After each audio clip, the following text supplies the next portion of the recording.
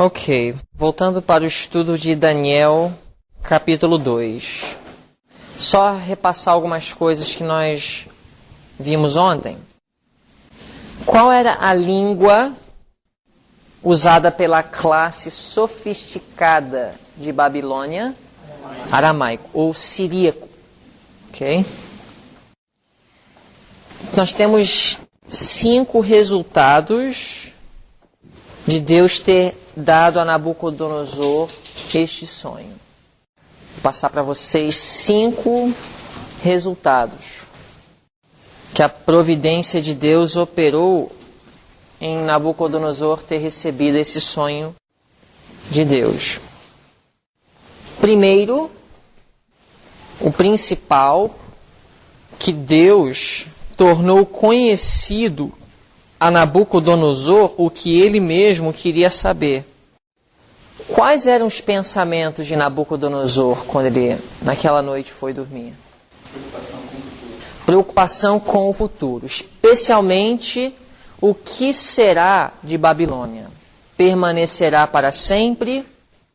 Ou um dia cairá? Qual será o meu futuro? É lógico que ele sabia, no fundo, que ele era um ser finito, mortal, e que seu destino era a sepultura. Mas Deus revelou para Nabucodonosor a visão da imagem por causa dos pensamentos de seu coração. Que era o quê? O que vai acontecer no futuro. Então esse foi o primeiro resultado de Deus ter dado a Nabucodonosor esta mensagem acerca do futuro. Esse é o primeiro resultado. O segundo, Deus trouxe aos babilônicos o conhecimento de si mesmo. Por quê?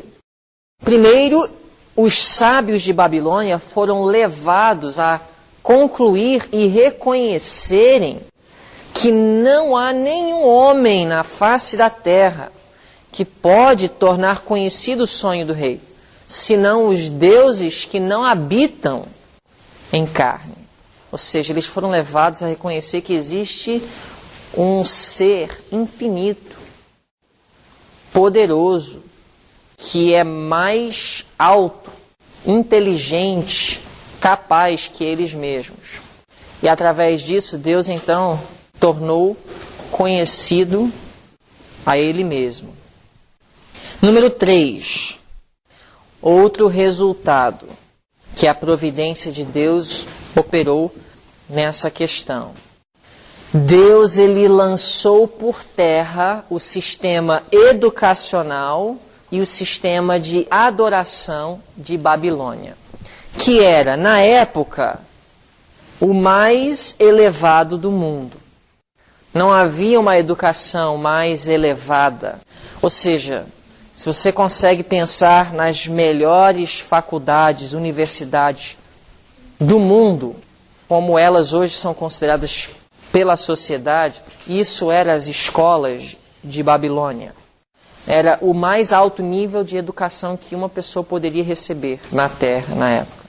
E, em termos de adoração, por Babilônia ter alcançado tanto poder e tanto avanço em pouco tempo, tão rápido, isso fez com que os deuses de Babilônia fossem temidos.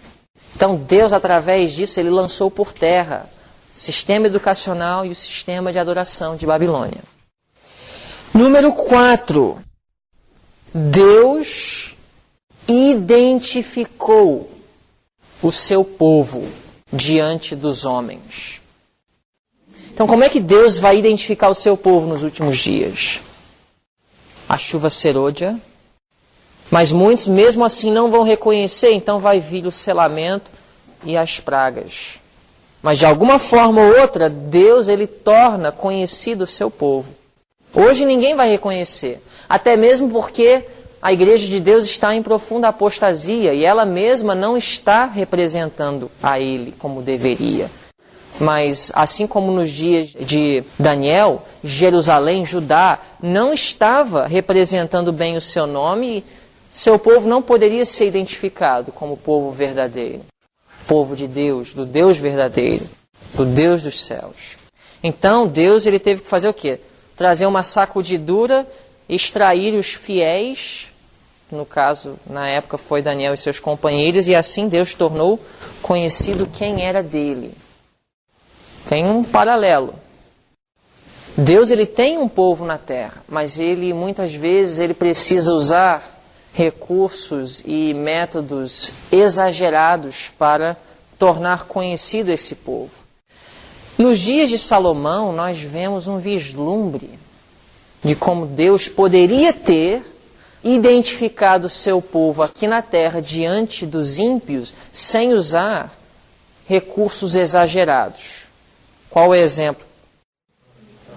A rainha de Sabá. Ela era uma mulher poderosa, tinha influência em sua terra, ela foi para Jerusalém e lá ela identificou: este povo não é qualquer povo, é um povo especial, peculiar, é o povo de um Deus verdadeiro.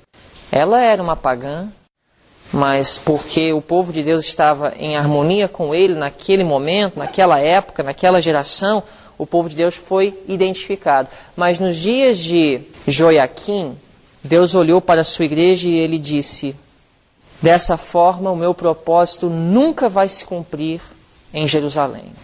Então Deus disse: eu vou então afastar a minha presença, porque eu não posso colocar o meu selo de aprovação sobre essa profunda apostasia. Então Deus retirou sua presença, veio uma sacudidura, e nessa sacudidura resultou em quê? Que seu povo fosse identificado. Mas não da forma que ele designara. Mas sempre é assim. O plano A de Deus nunca funciona. Você já reparou? Você olha na Bíblia inteira, de Gênesis a Apocalipse, o plano A de Deus funciona? Não é porque o plano é falho. O próprio Paulo fala em Hebreus que a primeira aliança, ela falhou, não é porque Deus falhou, mas o povo falhou.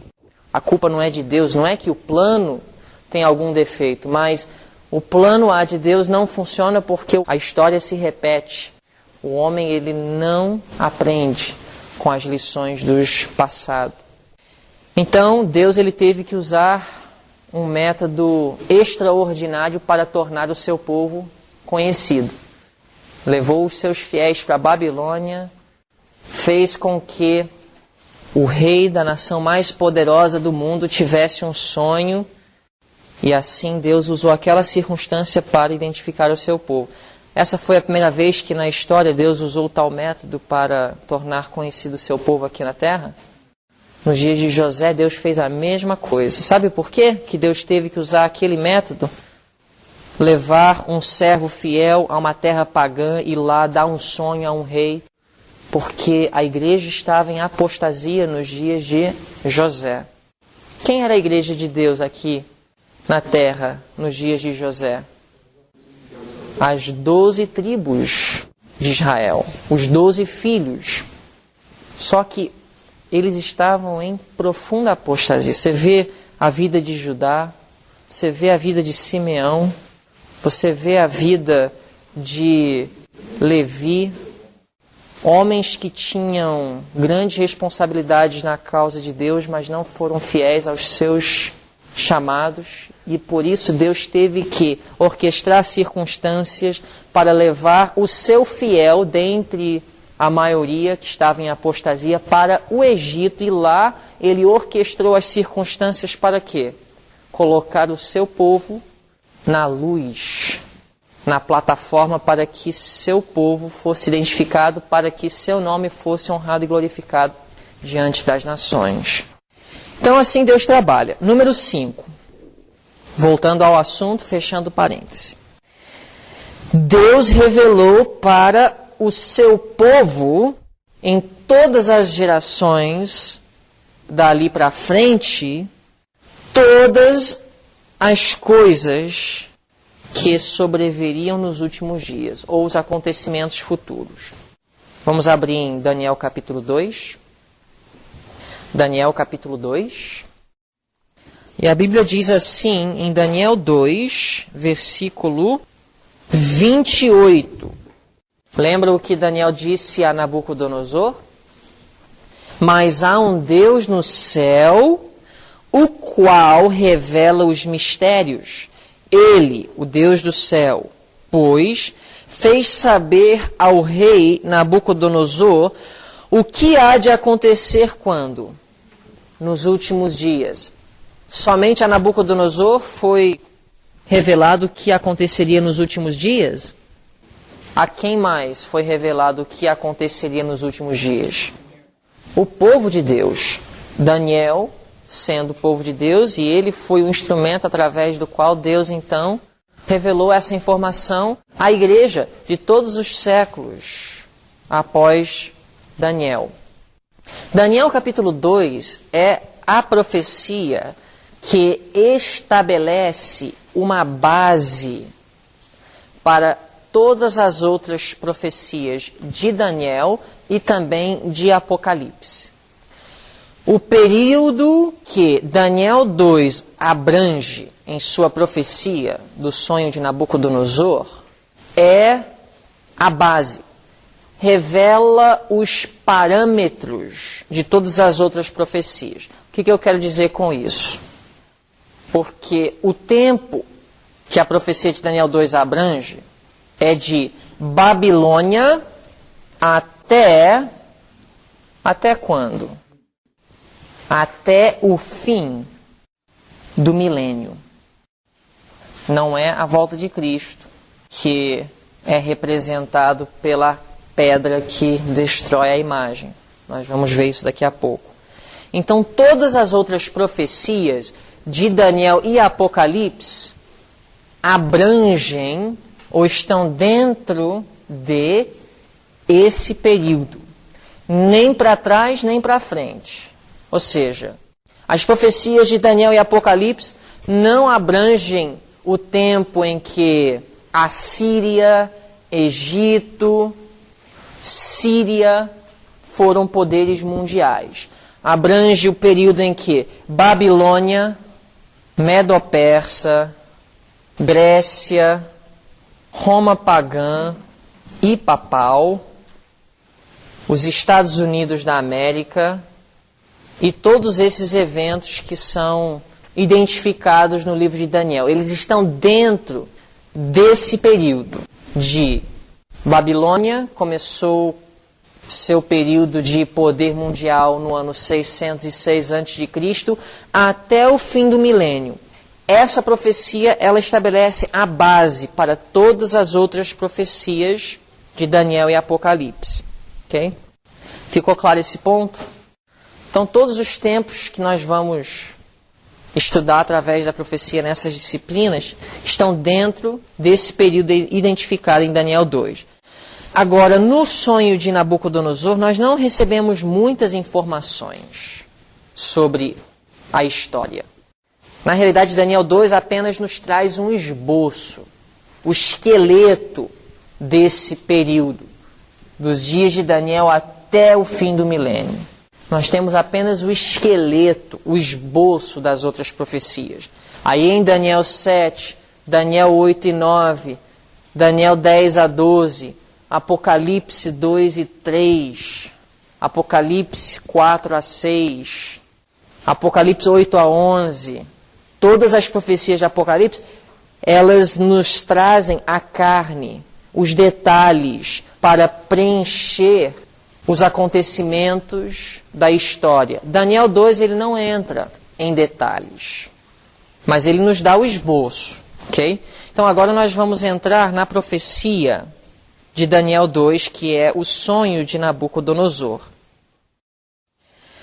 Daniel capítulo 2, versículo 29.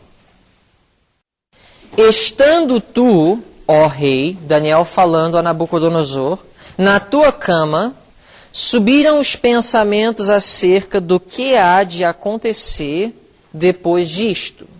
Aquele, pois, que revela os mistérios, te fez saber o que há de ser. E a mim me foi revelado esse mistério. Não porque haja em mim mais sabedoria que em todos os viventes, mas para que a interpretação se fizesse saber ao rei, e para que entendesses os pensamentos do teu coração. Verso 31. Agora Daniel vai começar a explicar o sonho. Primeiro vem a explicação do sonho, aí depois vem a interpretação que Daniel dá ao rei. E aí agora para nós a história nos ajuda, olhando para trás, a identificar passo por passo o que a interpretação que foi dada ao rei significa para nós. Verso 31. Tu, ó rei, estavas vendo, e eis aqui uma grande estátua. Esta estátua, que era imensa, cujo esplendor era excelente, e estava em pé diante de ti, e a sua aparência era terrível. A cabeça daquela estátua era de ouro fino, o seu peito e os seus braços de prata, o seu ventre e as suas coxas de cobre, as pernas de ferro, os seus pés em parte de ferro e em parte de barro. Essa é a descrição da estátua. E ao ouvir tudo isso, o que está passando pela mente de Nabucodonosor? Esse homem sabe.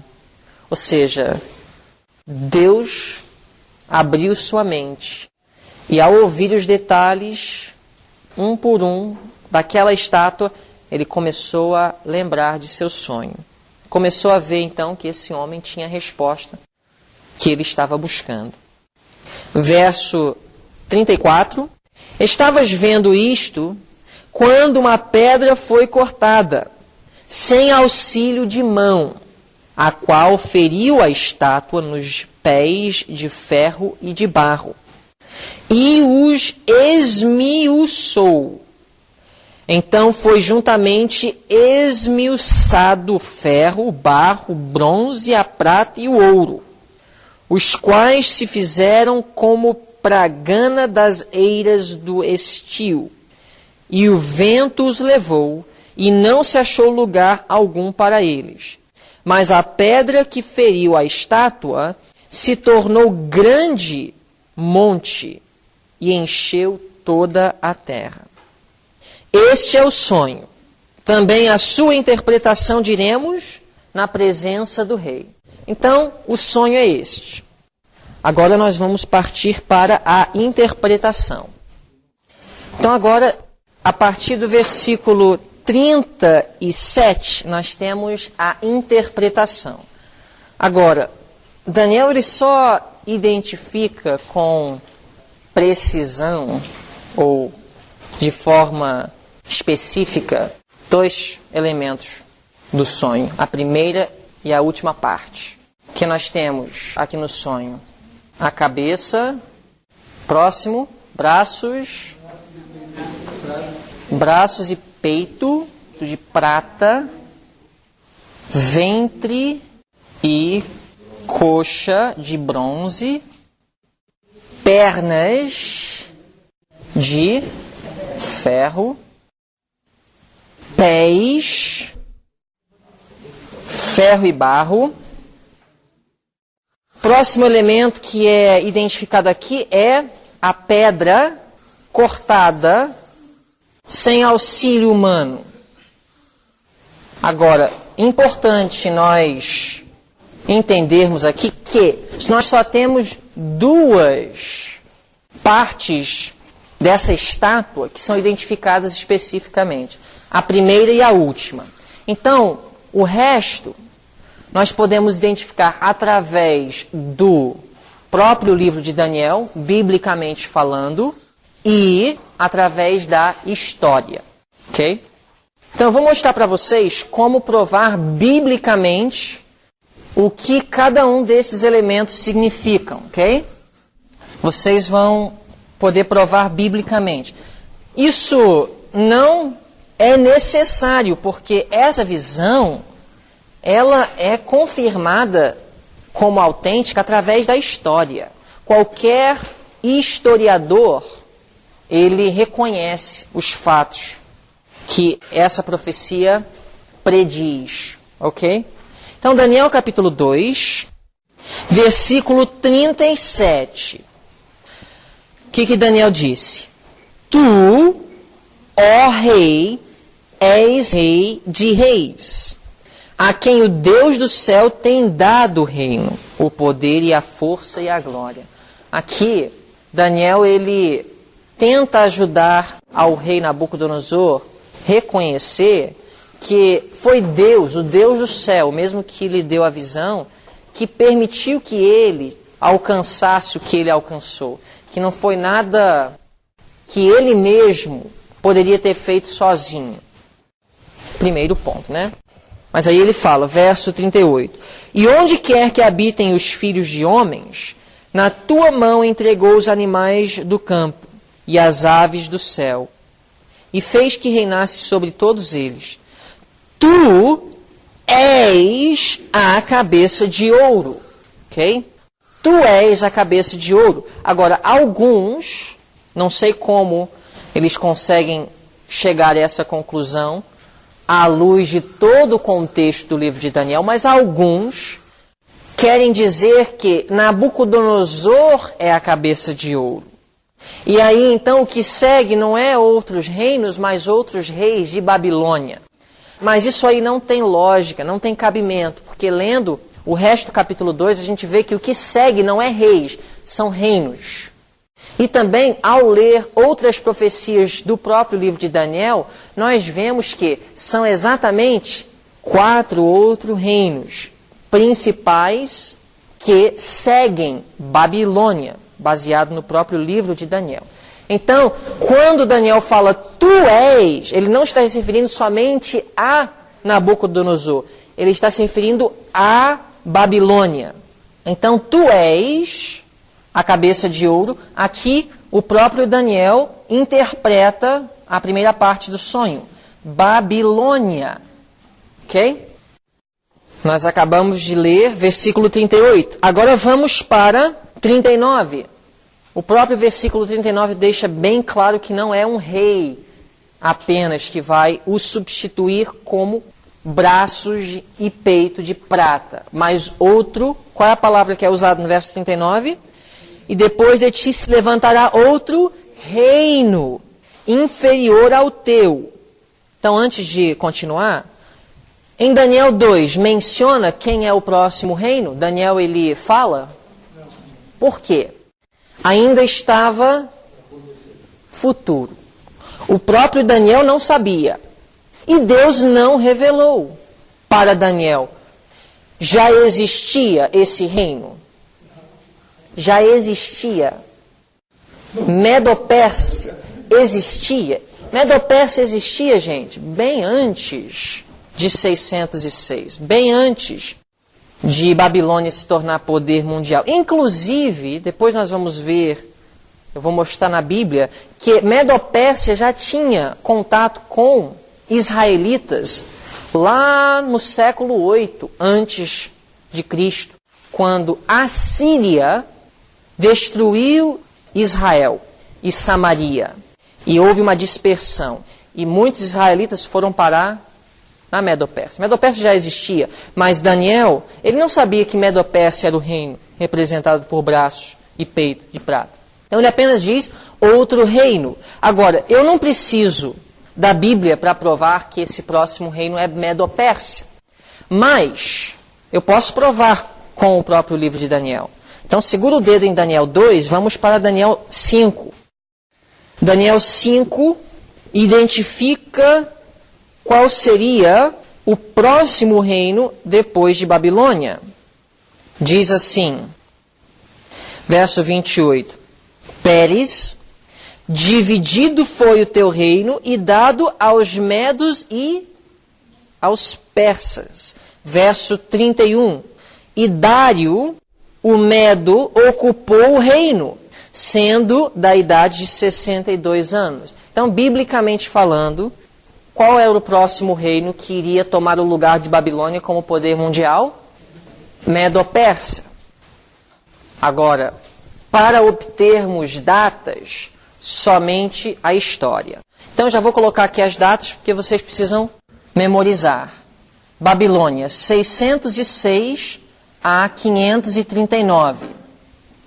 Medo-Pérsia, 539 a 331. Qual seria o próximo reino? Vamos provar biblicamente. Daniel capítulo 8. Nós vamos agora ver e identificar o próximo reino. Diz assim, Daniel 8, verso 20. Aquele carneiro que viste com 2 chifres são os reis da Média e da Pérsia. Mas o bode peludo é o rei da Grécia. Então, qual é o reino que substituiria Medo-Pérsia? Grécia. E a Grécia foi um poder mundial baseado em quê? História. 331 a 168. Agora, no livro de Daniel, nós não temos como identificar o 4º reino. Não é possível. Porque em nenhum lugar Daniel ele menciona Roma pagã ou Roma. Não tem. Até mesmo porque foi um reino que Daniel não conhecia. Ok? Isso estava ainda futuro. Mas Daniel ele menciona, vamos voltar para Daniel 2. Daniel 2, verso 39. E depois de ti, Babilônia, se levantará outro reino, Medo-Pérsia, inferior ao teu. E o terceiro reino, Grécia, de bronze, o qual dominará sobre toda a terra. E o 4º reino será forte como ferro. Não temos a identificação desse reino no livro de Daniel. O único lugar que nós poderíamos obter uma dica de quem seria esse 4º reino é Lucas capítulo 2, verso 1. Lucas 2, 1 identifica Tibério César sendo o mais poderoso monarca nos dias de Cristo. Então sabemos que Roma, que era o reino no qual Tibério César era o monarca, era o poder mundial nos dias de Cristo, baseado em Lucas 2:1. Mas a própria história revela que depois de Grécia surgiu Roma. E nós vamos identificar Roma no livro de Daniel, a Roma de Tibério César, a Roma de Júlio César, como Roma pagã. Porque Roma, no livro de Daniel, ela é identificada em 2 fases: Roma pagã e Roma papal. Roma pagã, 168 a.C. a 476 depois de Cristo. Capítulo 2, versículo 40. E o 4º reino será forte como ferro. É interessante notar, o 4º animal de Daniel 7 tinha dentes de ferro. Assim como o 4º reino de Daniel 2 era um reino que era representado pelo ferro. Pernas de ferro. Ou seja, a gente já começa a ver que em Daniel nós temos profecias que estão paralelas uma com a outra. Daniel 2, Daniel 7, Daniel 8 e 9, Daniel 10 a 12 são 4 profecias diferentes, mas que revelam os mesmos reinos, o mesmo período. É por isso que eu disse que Daniel 2 é a base para as outras profecias. Tudo que está em Daniel 2 estará também nas outras profecias do livro de Daniel. Agora, vocês viram muitos detalhes aqui nessas identificações? Não fala muito sobre Babilônia, não fala muito sobre Medo-Pérsia, não fala muito sobre Grécia, não fala muito sobre Roma.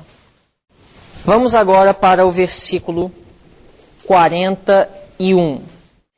E quanto ao que viste dos pés e dos dedos, em parte de barro e de olheiro, e em parte de ferro, isso será um reino dividido. Contudo, haverá nele alguma coisa de firmeza do ferro, pois viste o ferro misturado com barro de lodo. E com os dedos dos pés eram em parte de ferro e em parte de barro. Assim, por uma parte o reino será forte, e por outra será frágil. Verso 43. Quanto ao que viste do ferro misturado com barro de lodo, misturar-se-ão com semente humana, mas não se ligarão um com o outro, assim como o ferro não se mistura com o barro. Gostaria de agora analisar com vocês o que é significado pelo barro e ferro misturado. Ok? Vamos então. Isaías 64, verso 8. Nós vamos identificar aqui o que ferro e barro representa na Bíblia. Isaías 64, 8. Aqui em Isaías 64, 8 nós vamos começar a identificar o que é barro. Mas antes de identificar barro, o que é ferro nessa visão? Nessa visão, ferro é o quê? Sim, é um poder destruidor. Mas ferro era a representação do quarto reino. Certo? Ferro é um metal. E os reinos nessa visão são representados por quê? Metais. Então, o que metal representa aqui em Daniel 2? Poderes políticos. Ok? Um metal é um poder político. Ouro, prata, bronze, ferro. Agora, pela primeira vez na estátua, nós vemos uma mistura. Agora não é apenas um metal, barro. Barro é a primeira coisa diferente, fora do padrão da estátua. Vocês entenderam? É igual em Daniel 7, quando fala do chifre pequeno, fala que o chifre é diferente dos outros reinos, dos outros animais. Isso aí a gente vai ver depois. Mas mantém isso em mente. Em Daniel 2 nós temos ouro, prata, bronze, ferro. São todos o quê? Metais. Metais em Daniel 2 representa o quê? Poderes políticos. Agora nós temos barro misturado com um metal. Então nós temos, não sabemos ainda o que é barro, nós vamos identificar daqui a pouco, mas barro está misturado com poder político. Ok? Vamos agora então para Isaías 64, verso 8, para descobrir, baseado na Bíblia, a Bíblia mesma se interpreta. Isaías 64, 8, o que é barro segundo a Bíblia? Olha o que diz. Mas agora, ó Senhor, Tu és nosso Pai, nós, o quê? O barro. Quem é nós aqui? Israel. Judá. Israel, Judá, no Antigo Testamento, era o quê? Podemos dizer o povo de Deus? Sim ou não? Israel e Judá era o povo de Deus no Antigo Testamento? Sim. Ou poderíamos dizer a igreja? Sim ou não? Estaria coerente dizer que Israel e Judá era a igreja? Isaías diz, nós, o barro, e tu, nosso olheiro.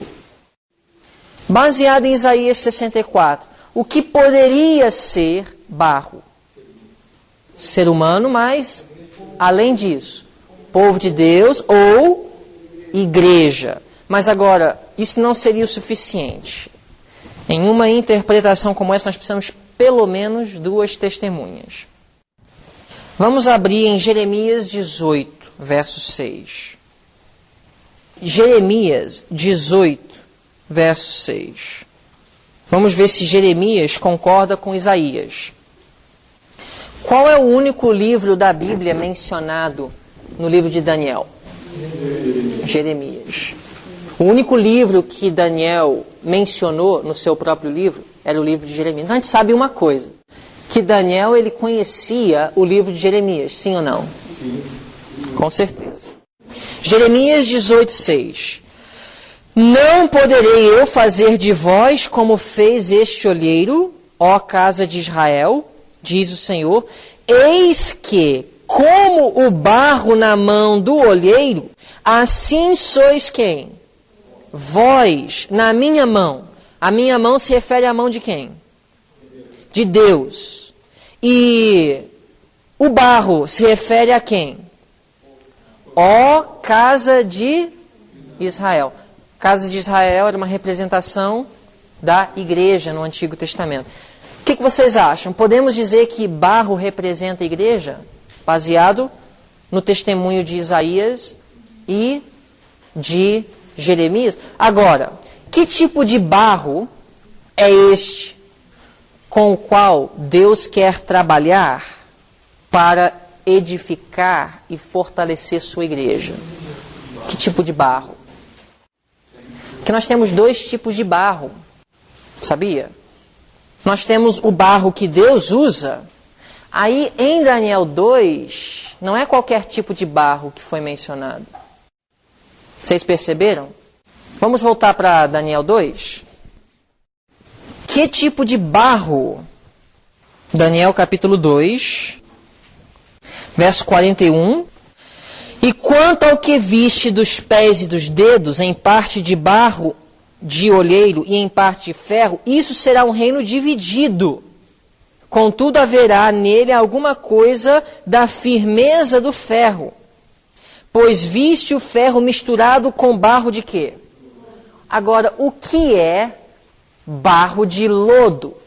Nós já sabemos o que é barro nas mãos do olheiro. É a igreja de Deus. Se barro é igreja, o que é barro de lodo? O que é lodo? Lodo é uma coisa limpa ou suja? Pura ou profana? Então aqui nós temos ferro, que representa o quê? Roma pagã.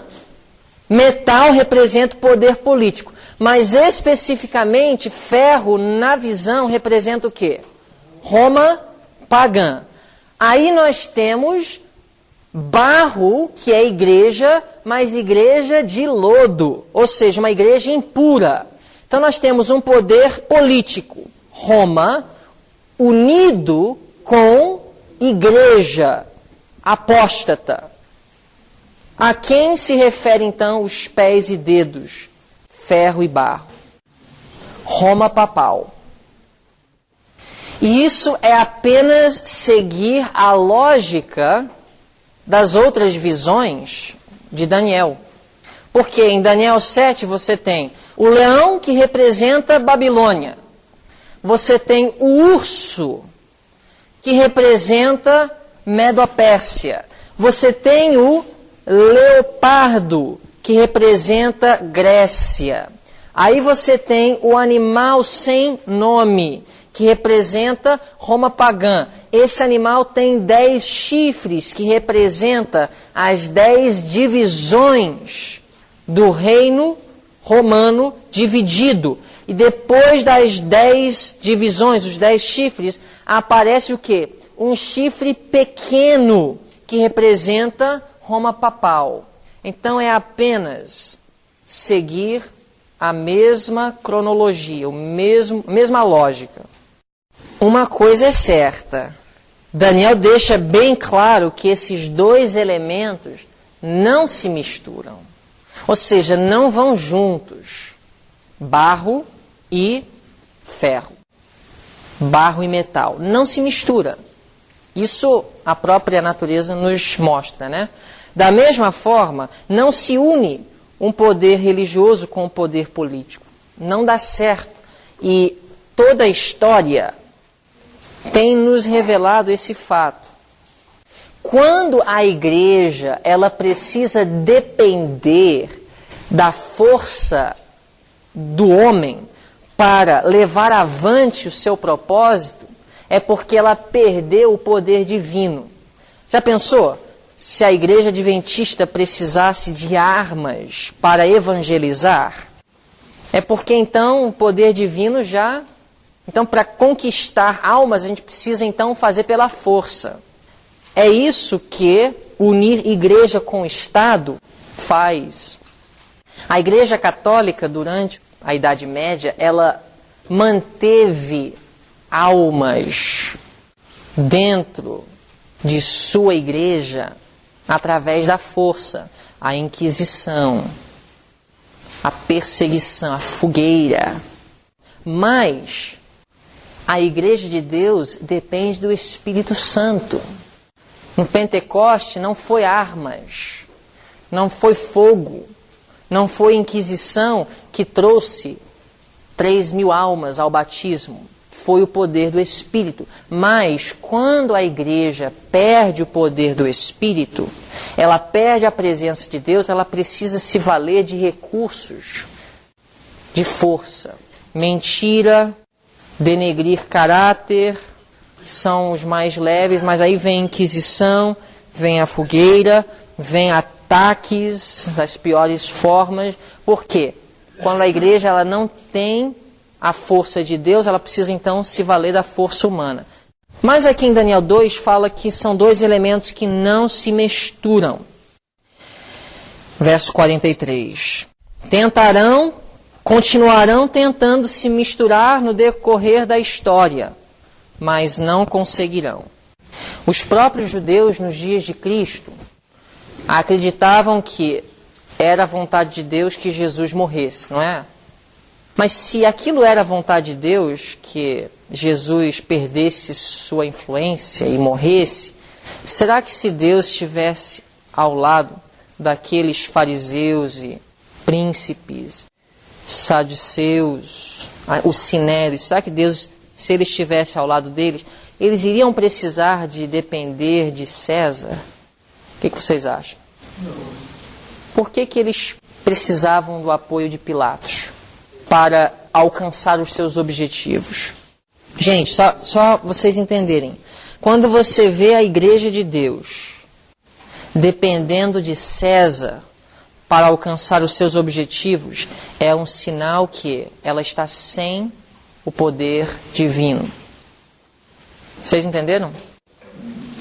Quando a igreja de Deus ela utiliza o poder civil para alcançar os seus objetivos, é porque ela perdeu o poder divino. A igreja de Deus é um movimento espiritual, não carnal. E as armas de sua peleja não são carnais, mas sim espirituais. Por isso que Paulo disse que nós não devemos levar os irmãos onde? Na justiça. Não é necessário. Se a gente precisa da justiça dos homens para resolver questões eclesiásticas, onde está o nosso Deus? Que vergonha! Que vergonha para o nome de Deus diante dos homens. Ok, voltando ao assunto então, a gente vê que em Daniel 2 não tem então muitos detalhes. Por exemplo, quando nós chegarmos em Daniel 7, falando sobre o quarto reino, que é Roma pagã, nós vamos ter vários detalhes que vão ser acrescentados. Nada que esteja em conflito com o que foi apresentado em Daniel 2, mas os detalhes vão aumentar, certo? Ou seja, em Daniel 7, o quarto animal, que representa Roma pagã, ele tem 10 chifres, 3 dos quais são eliminados pelo chifre pequeno. São detalhes que não aparecem em Daniel 2. Vocês estão entendendo?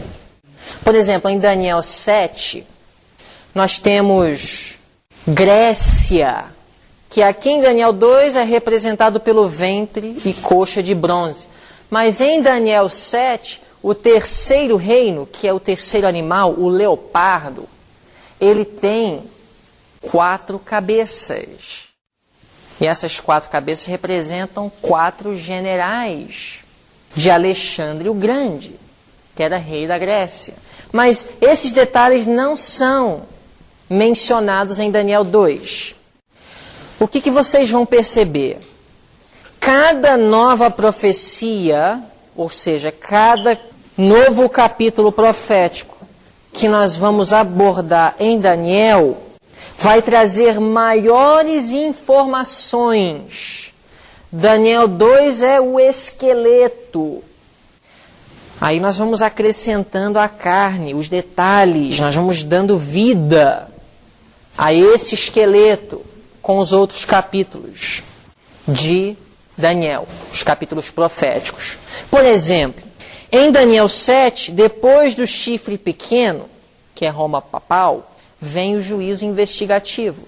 Só que o juízo investigativo não é mencionado em Daniel 2. Só que o juízo investigativo está entre os pés de ferro e barro e entre a pedra cortada sem auxílio humano. Entendeu? Ou seja, ele está dentro daquele parâmetro que Daniel 2 estabeleceu, só que ele é um detalhe a mais, que vai sendo acrescentado na medida que nós vamos estudando mais e mais as profecias de Daniel. Daniel 8, então, ele tem mais detalhes ainda. Ele, além de se referir ao juízo investigativo, ele chama o juízo investigativo a purificação do santuário. Isso é Daniel 8. Então, cada capítulo profético novo vai aumentando os detalhes. O capítulo profético que tem mais detalhes de todos é Daniel 11. É muito detalhe, que ainda vai ser acrescentado. Mas hoje nós estamos estabelecendo a base. E esta aqui é a base de todas as profecias de Daniel e Apocalipse. Babilônia, Medo-Pérsia, Grécia, Roma pagã, Roma papal e a pedra que destrói os reinos humanos. Vamos então para o versículo 44. Mas nos dias desses reis se refere aos reinos humanos que foram apresentados, que se levantariam no decorrer da história. Nos dias desses reis, o Deus do céu levantará um reino que não será jamais destruído. Aqui ele está, então, interpretando qual aspecto do sonho. Que elemento do sonho? A pedra cortada sem auxílio humano. Ou seja, aqui está a interpretação da pedra cortada sem auxílio humano. O que eu poderia colocar aqui, nessa célula? O reino de Deus. Agora, eu tenho como provar biblicamente que pedra representa Deus? Muitos textos. Muitos textos. Vou dar alguns para vocês podem anotar e depois pesquisar. Tem até mais, eu vou dar alguns. Deuteronômio 32, 4 e 18. 1 de Samuel 2, 2 e 1 de Coríntios 10, 4. Agora, por que eu disse que isso aqui não é a segunda vinda de Cristo? Isso aí, esse detalhe, em Apocalipse vai ficar mais ampliado.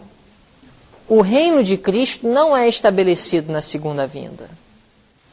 O reino de Cristo é estabelecido depois do milênio. O juízo investigativo é o quê?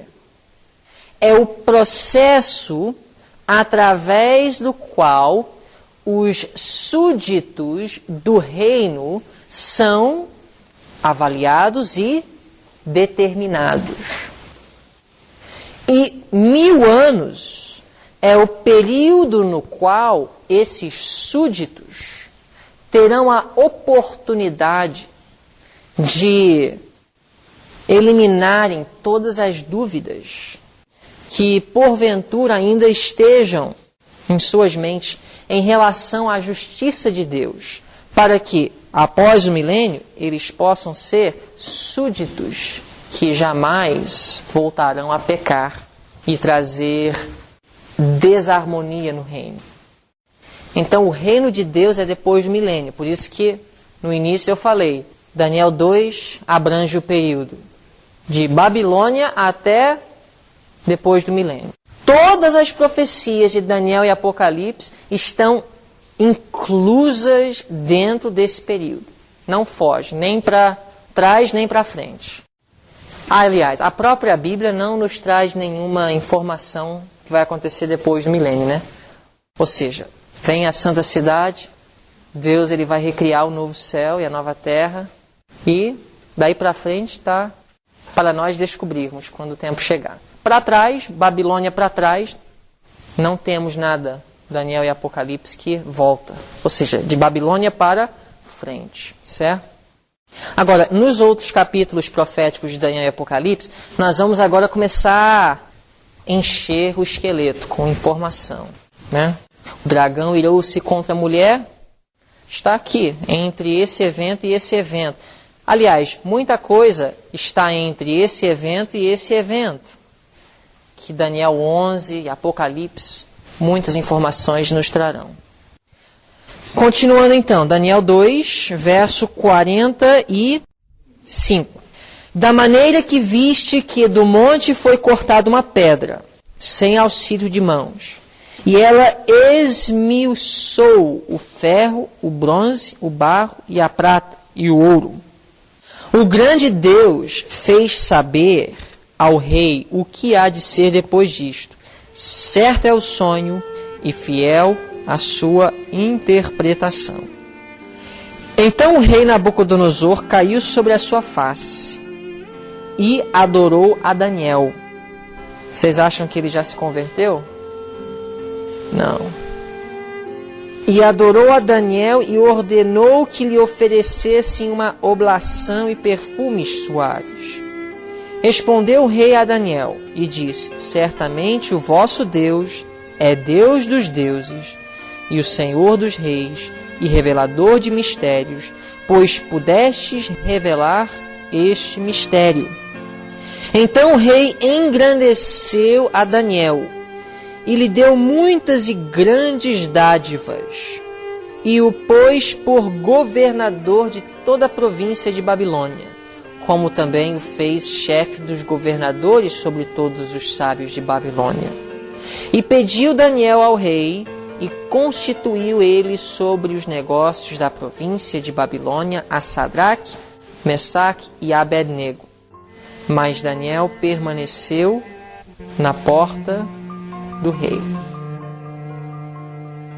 Seja bendito o nome de Deus de eternidade a eternidade, porque dele são a sabedoria e a força. Ó Pai, como poderemos agradecer-te por tamanha provisão que nos destes? Seus filhos não estão sozinhos nesta terra. Temos a segurança da profecia que nos ilumina o caminho, o teu Santo Espírito a nos guiar. Muito obrigado, Senhor. Por favor, abençoa de maneira muito especial estes que estão ouvindo este seminário. Anima-os e os fortalece para a caminhada rumo à pátria celestial. Em nome de Jesus oramos. Amém.